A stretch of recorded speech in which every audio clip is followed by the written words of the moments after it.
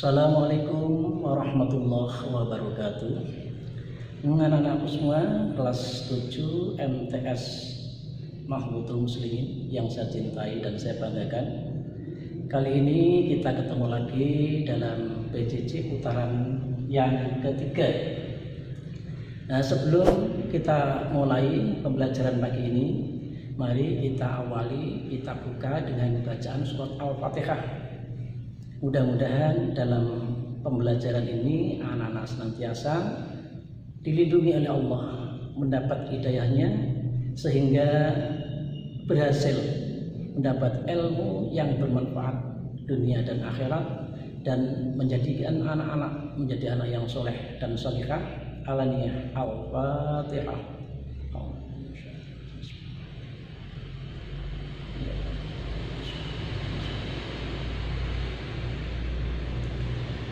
Nah, anak-anakku semua, mari kita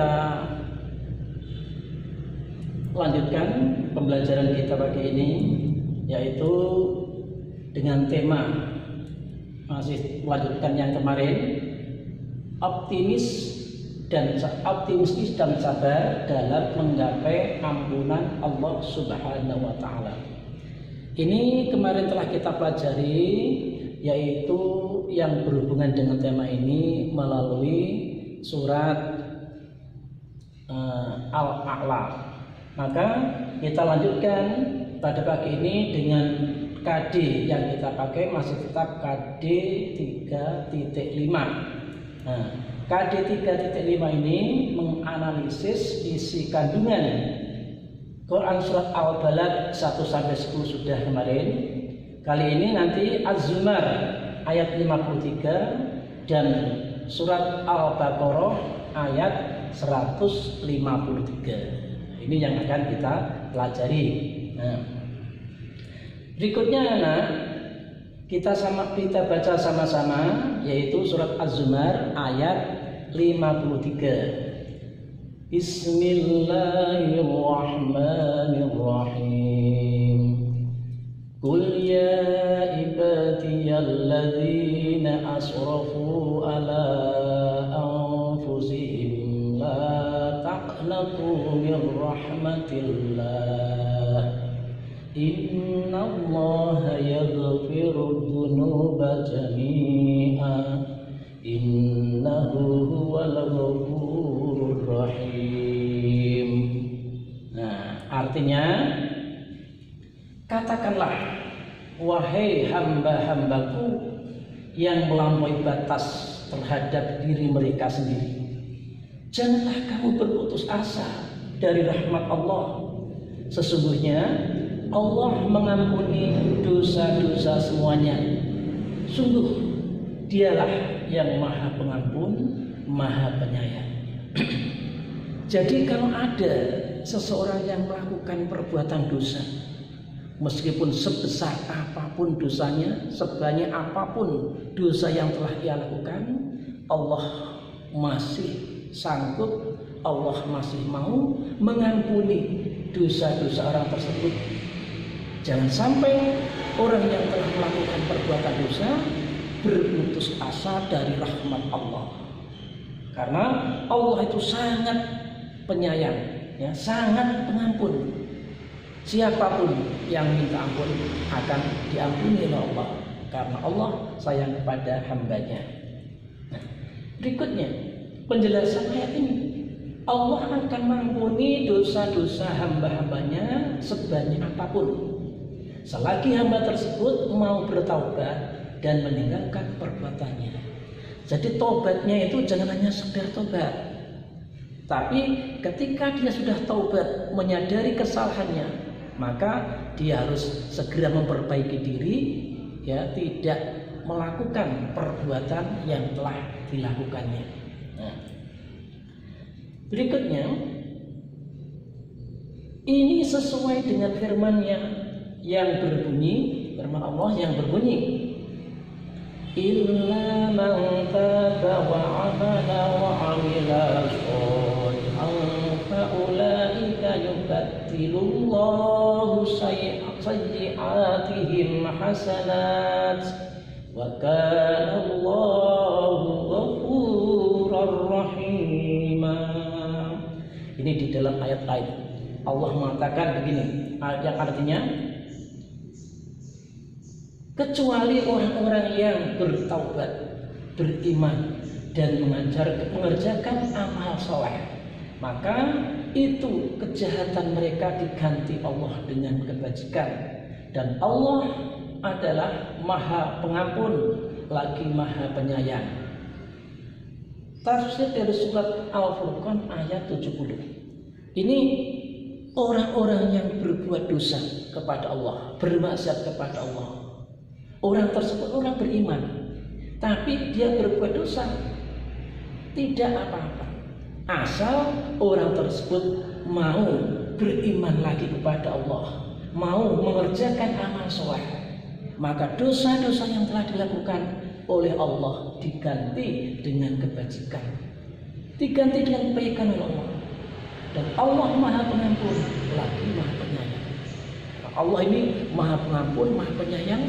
Maka orang yang melakukan dosa sebesar apapun, asal dia masih tetap beriman kepada Allah, dia masih mau melakukan perbuatan yang baik, maka Allah akan mengganti perbuatan dosa tersebut diganti dengan kebajikan.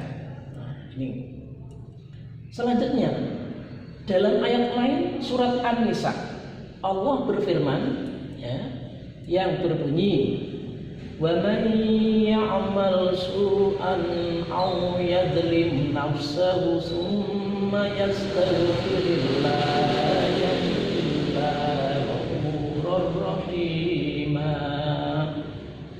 Artinya, dan barang siapa berbuat kejahatan dan menganiaya dirinya, kemudian dia memohon ampunan kepada Allah, niscaya dia akan mendapatkan Allah Maha Pengampun, Maha Penyayang.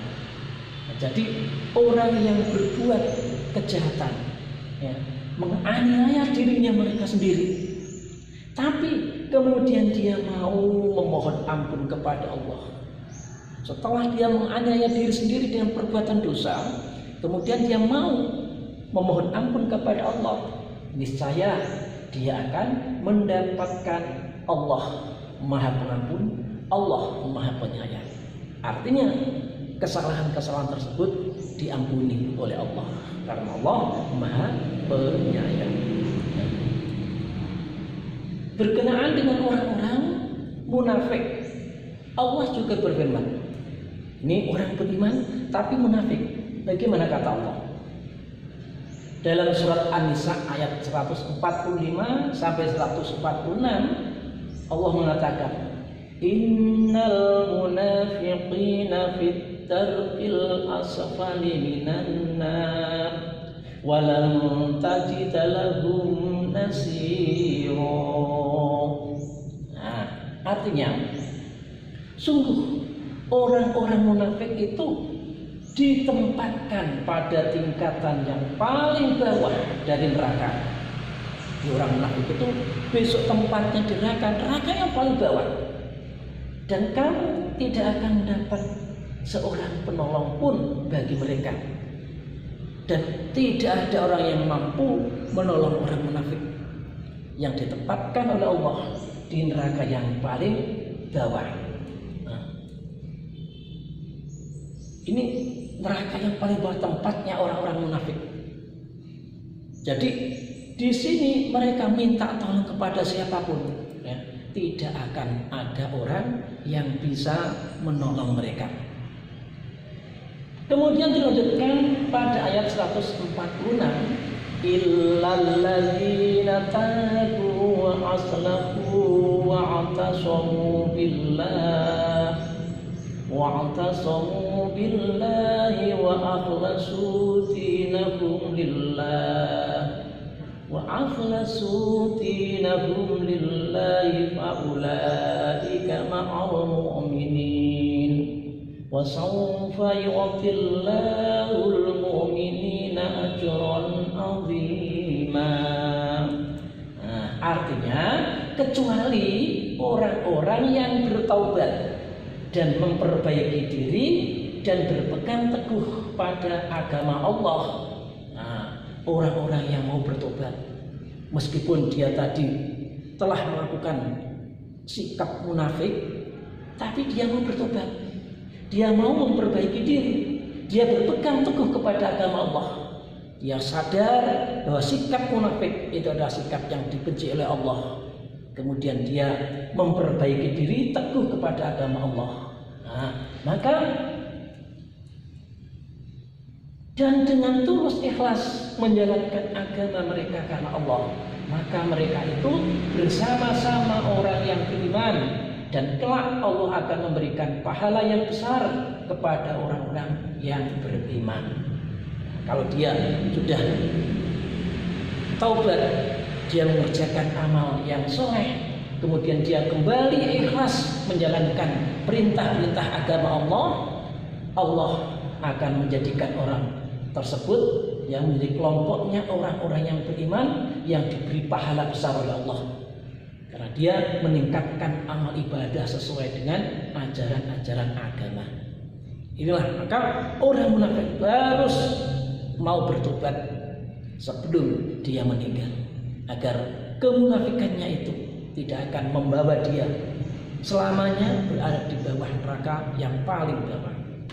Nah, selanjutnya anakku, penjelasan dari surat Al-Baqarah ayat 153. Tadi Az-Zumar ayat 53, sekarang Al-Baqarah ayat 153. Allah berfirman, Ya ayyuhalladzina amanu ista'inu bis-sabri was-shalah innallaha ma'as-sabirin.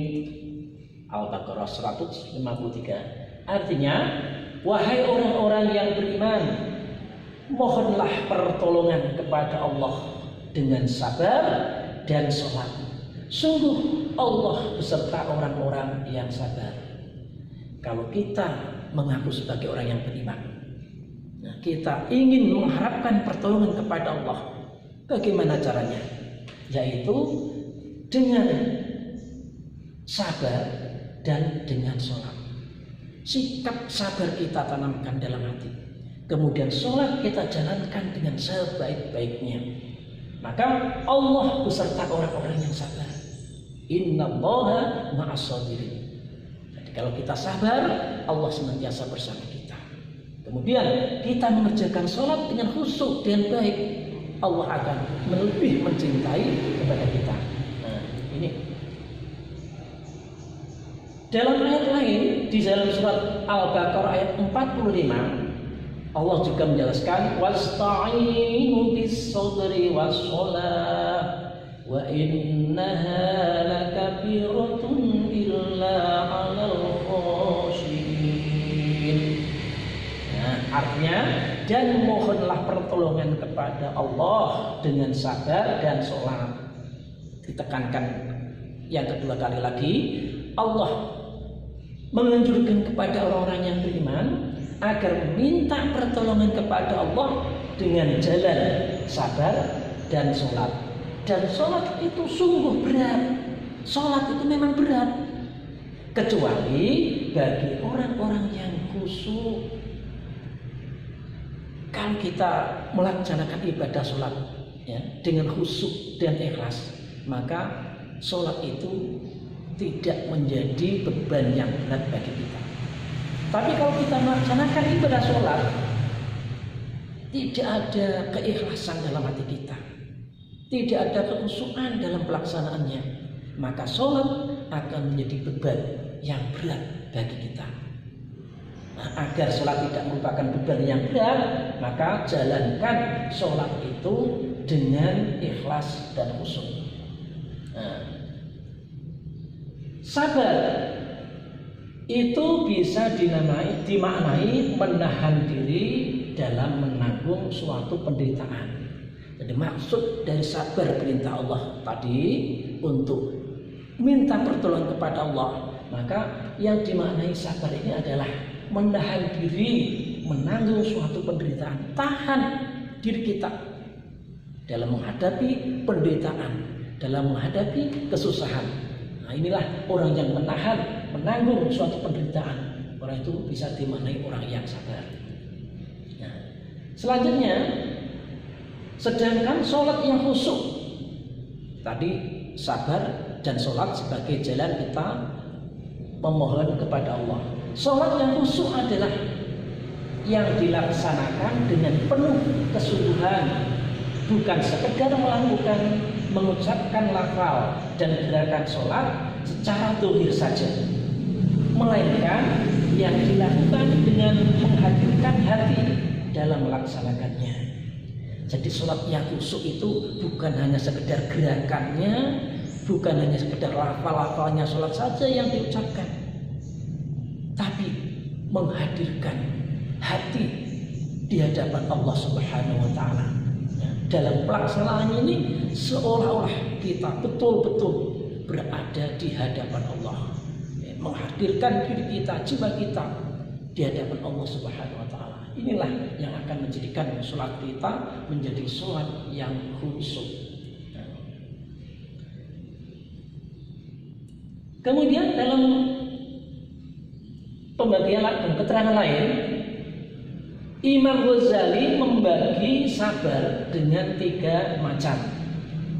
Dalam kitab Ihya Ulumuddin, Imam Ghazali membagi kesabaran itu menjadi 3 macam. Yang pertama, sabar dalam ketaatan. Artinya apa? Yaitu sabar dalam hal ibadah. Semua dilakukan dengan senang hati tanpa ada rasa capek yang menghampiri. Sabar yang pertama, kata Imam Ghazali, sabar dalam ketaatan, artinya sabar dalam taat menjalankan ibadah dengan senang hati. Yang kedua, sabar menjauhi larangannya, yaitu menahan keinginan untuk melanggar larangan-larangan yang sudah digariskan agama. Ini jadi sabar dalam menjauhi larangan atau sabar dalam maksiat. Dalam rangka kita menjauhi larangan Allah, menjauhi maksiat, ini butuh kesabaran. Yaitu sabar, yaitu yang dimaksud sabar menjauhi larangan. Jangan sampai kita melakukan perbuatan-perbuatan yang dilarang, yang sudah ditentukan oleh garis-garis agama. Agama melarang, kita tinggalkan dengan ikhlas. Nah, ini namanya sabar dalam menjauhi larangan. Yang ketiga, sabar dalam menerima ujian. Ini kebanyakan orang menerima ujian dari Allah belum bisa sabar hatinya.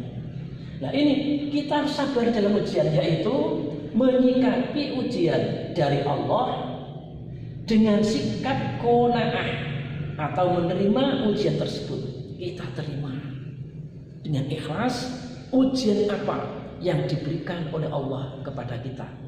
Karena pada sesungguhnya Allah menguji kita sudah disesuaikan dengan kemampuan kita. Tidak mungkin Allah menguji hambanya yang tidak kuat dijalani oleh hambanya. Nah, maka sabar ini harus kita pahami, sabar dalam ketaatan, sabar dalam menjauhi larangan, dan sabar dalam menerima ujian atau musibah. Rangkuman materi. Sekarang anak-anakku perhatikan, dari pertemuan kedua kemarin sampai pertemuan ketiga ini, maka dapat kita simpulkan rangkuman materinya.